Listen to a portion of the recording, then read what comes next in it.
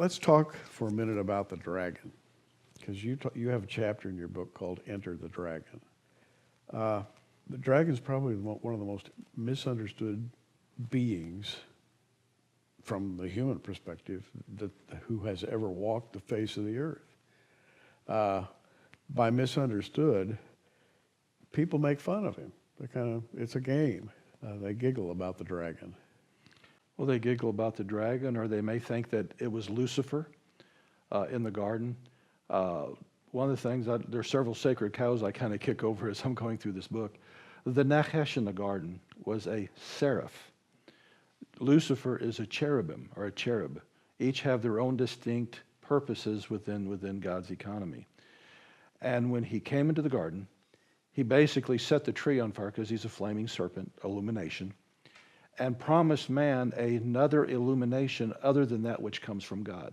Mm-hmm. And if you see the paradox of it as it goes through the Bible, so he does that, causes man to fall, and out of that, all these kingdoms begin to be created. One of them, which at the time was in its zenith, which was Egypt, based mm-hmm. upon the doctrines of the Nachash. Yeah.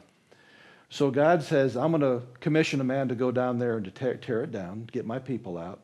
I don't need a burning tree. I'm going to create a burning bush. So you make a distinction between the serpent and the dragon. Yeah.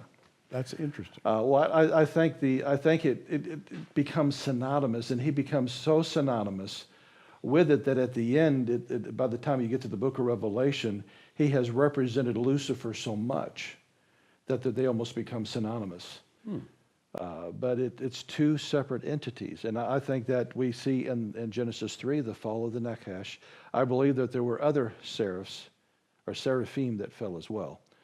The seraphim appeared to ancient Mesoamerican cultures. Sure. And what's interesting is they could take on human form, but it was white men with white beards in contrast to the indigenous population.